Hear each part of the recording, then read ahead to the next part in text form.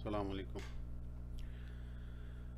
آج ہم آگے شروع کرتے ہیں، اس کو کنٹینیو کرتے ہیں۔ حکیم سعید صاحب کی جو کتاب ہے حکیم سعید صاحب جاپان میں، اب اس کا آگے سلسلہ لے کے چلتے ہیں۔ اس میں اب ماضی کے سفر کے اوپر وہ بات کر رہے ہیں۔ تھوڑا سا وہ بیک گراؤنڈ بتانا اس میں بتائیں گے، پاکستان کیسے بنا، اس سے پہلے کیا حالات تھے، تو ان کی زبانی۔ ہندوستان میں مسلمانوں سے انگریزوں نے حکومت چھین لی، مسلمانوں کو اپنا غلام بنا لیا، مسلمانوں کے بادشاہ کو گرفتار کر کے رنگون برما میں قید کر دیا،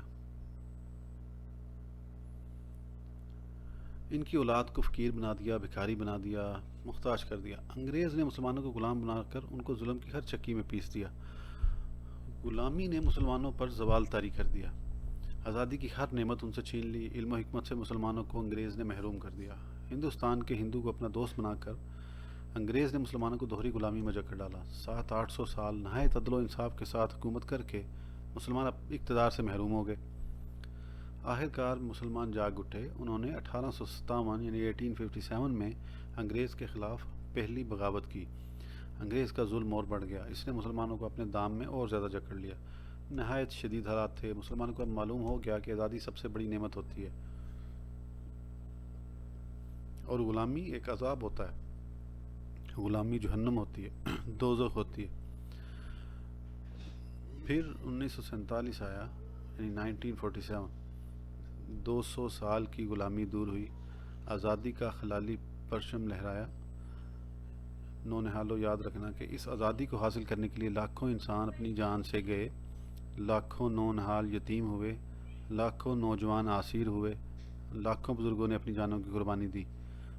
پاکستان قائم ہو گیا۔ اللہ اکبر، لا الہ الا اللہ۔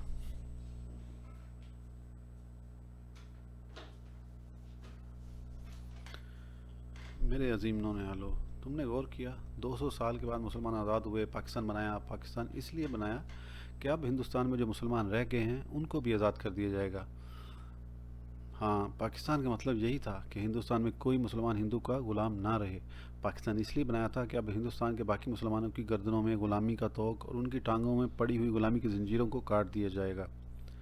ہندوستان پر ایک بار پھر مسلمان حکمرانی کریں گے۔ مگر ذرا غور کرو ہم نے پاکستان میں کیا کیا ہے۔ میرے عزیزو، ہم نے تو اپنی آزادی کو عیش و عشرت میں لٹانا شروع کر دیا۔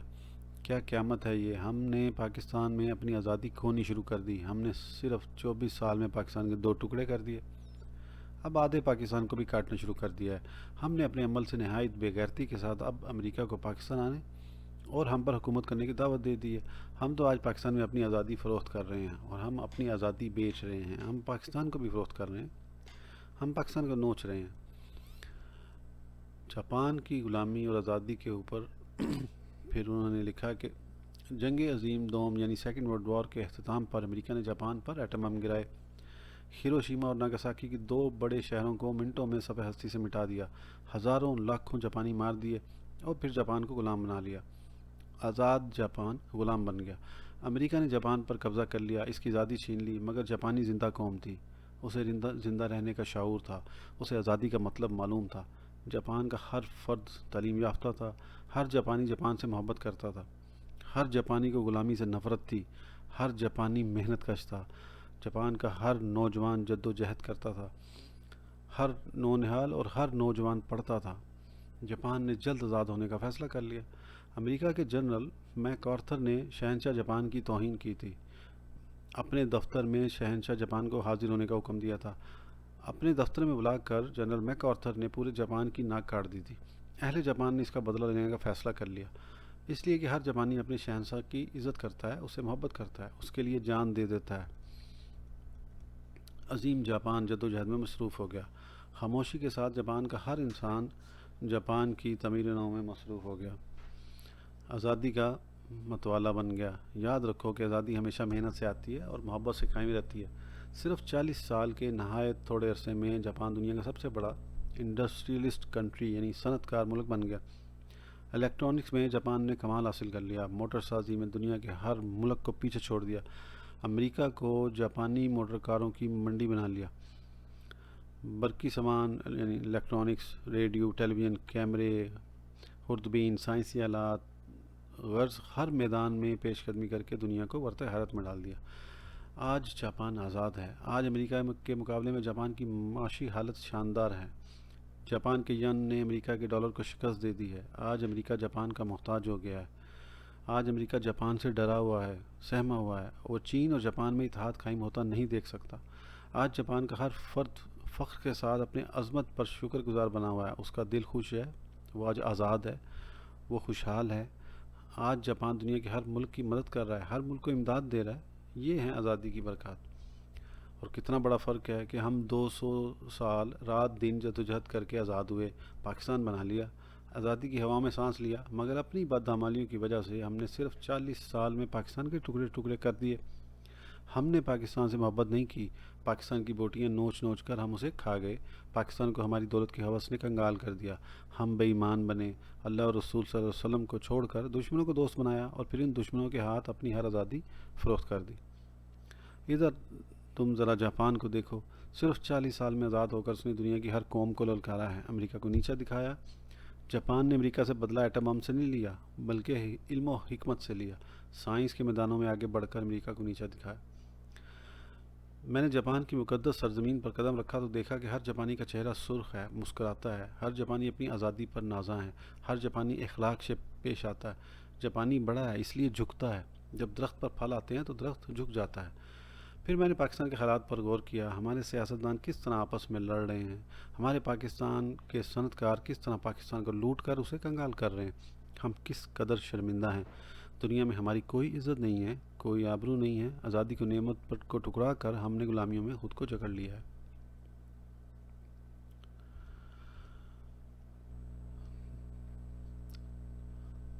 دنیا کی کوئی قوم اتنی تیزی سے دوبارہ اپنے پیروں پر کھڑا نہیں ہوئی ہے جس تیزی سے جاپانی قوم اپنی شکست کے بعد اٹھ کھڑی ہوئی ہے۔ جاپانی قوم کو 1945 میں جس شکست کا سامنا کرنا پڑا تھا ویسی شکست اسے کبھی نہیں ہوئی تھی۔ جنگ کے نتیجے میں جاپان کے 31 لاکھ افراد ہلاک ہو چکے تھے، ان میں لاکھوں شہری تھے۔ جاپان کے شہروں پر آتش کی بمبوں کی بارش ہوئی، پھر ہیروشیما اور ناگاساکی پر ایٹم بم گرا کر انہیں ختم کر دیا گیا۔ ملک کی 30% آبادی بے گھر ہو چکی تھی، آمد رفت کے ذرائع مفلوج تھے، کھانے پینے کی چیزوں کی سخت قلت تھی۔ ملک کی آبادی کا بیشتر حصہ فاقہ کشی سے دوچار تھا۔ افراطی زر کا یہ عالم تھا کہ جاپانی سکے ین کی قیمت 100 گنا گر گئی تھی۔ حالات سخت مایوس کن تھے، لیکن جاپانی قوم حوصلہ نہیں آ رہی تھی۔ وہ پھر اٹھ کھڑی ہوئی اور جنگ سے پیدا ہونے والے ملبے سے ایک نیا جاپان ابھرا۔ انہوں نے اپنی معیشت کو بحال کرنے کے لیے صنعتوں کو ترقی دینے پر توجہ دی اور بہت جلد وہ جاپان جس کی مصنوعات دنیا میں دوسرے درجے کی سمجھی جاتی تھی، اعلیٰ معیار کا سامان تیار کرنے لگا۔ آؤ میں تمہیں بتاؤں کہ یہ سب کیسے ہوا۔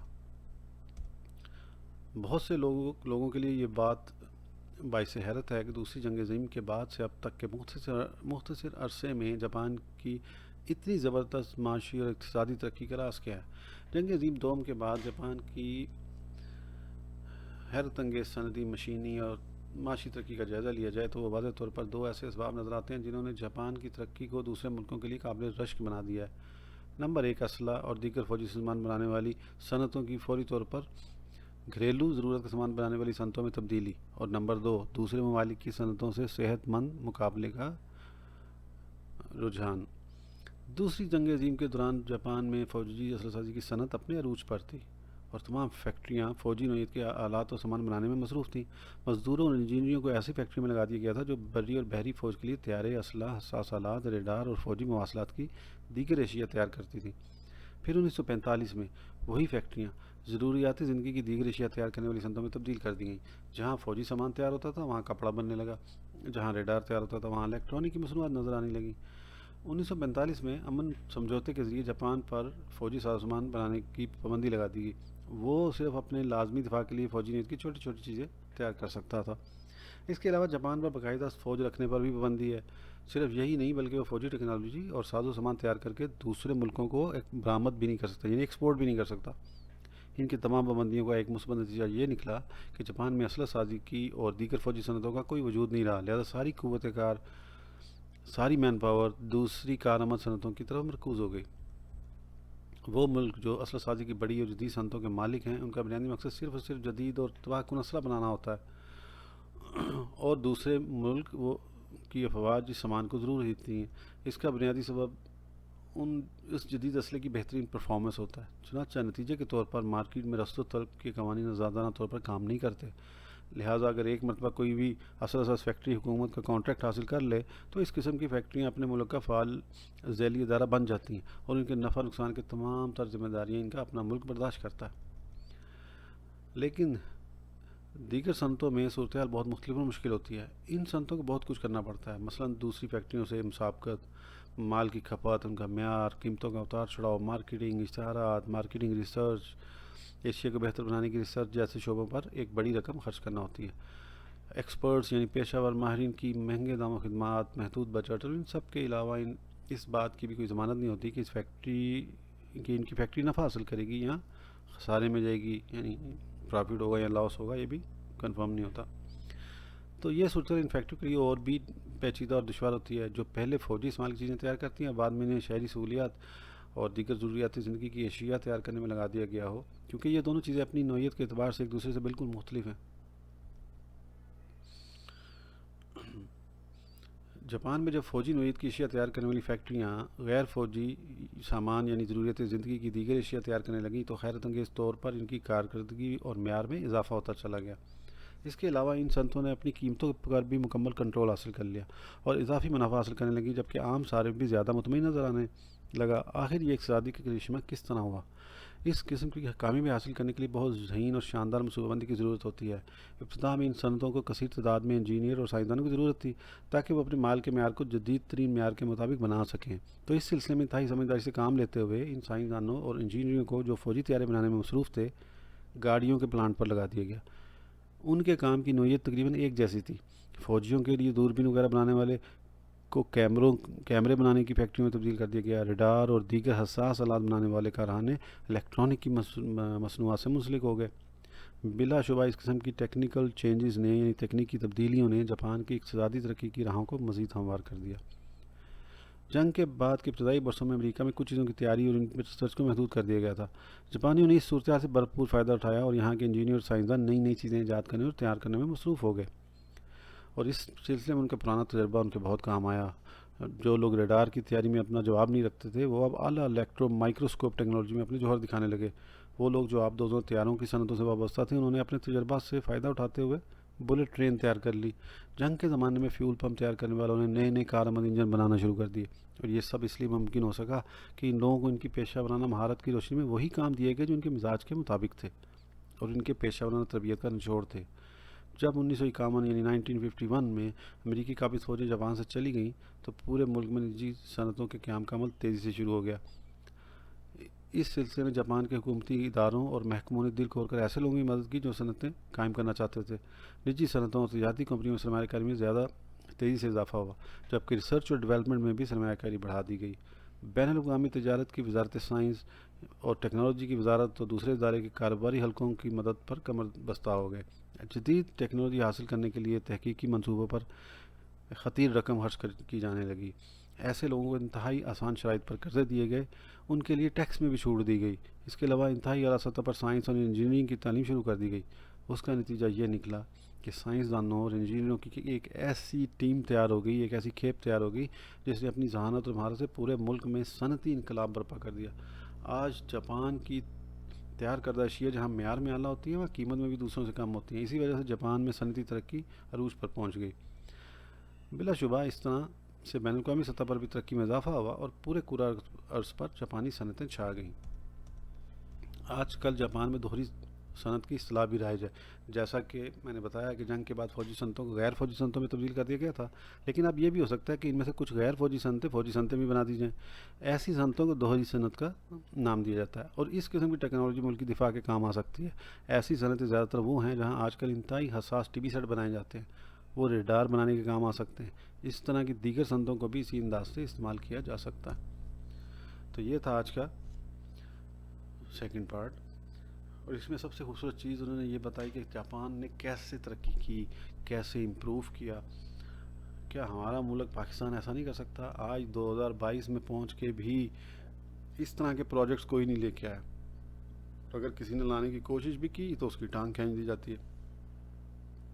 آج چاہے کوئی بھی حکمران ہو، کوئی بھی سیاستدان پاکستان میں یہ کہے کہ میں یہ کر دوں گا، میں اسے کو باتیں نہیں چاہیے، ہمیں کام کر کے دکھاؤ۔ جنہوں نے کام کرنا ہوتا ہے وہ باتیں نہیں کرتے، وہ کام کرتے ہیں۔ اور جب آپ کسی کو موقع دیں اور اس کے کچھ سٹارٹنگ پیریڈ میں ہی پتہ چل جاتا ہے کہ وہ کیا کرنا چاہ رہا ہے، وہ کچھ کرے گا بھی کہ نہیں، تو ہمیں بہت سخت ضرورت ہے کچھ ایماندار اور محنتی لوگوں کی، محنتی سیاستدانوں کی، ایماندار سیاستدانوں کی، جو اچھے پروجیکٹس کو سٹارٹ کریں تاکہ پاکستان اس طرح تیزی سے ترقی کرے۔ ترقی کرنا مشکل نہیں ہے، سٹارٹ لینا مشکل ہے، اور وہ سٹارٹ ہمیں کون دے گا وہ اللہ تعالیٰ ہی جانتا ہے۔ بہرحال حکیم سعید صاحب جیسے اور ادیب اور اس طرح کی اور کئی پاکستان کے خیر خواہ بہت کچھ بتاتے رہتے ہیں، لیکن امپلیمنٹ کون کرے گا، کب ہوگا، یہ اللہ تعالیٰ جانتا ہے۔ اللہ تعالیٰ ہمارے ملک کا حامی ناصر ہو۔ انشاءاللہ پھر پارٹ 3 میں آگے اس بک کو کنٹینیو کریں گے۔ اللہ حافظ۔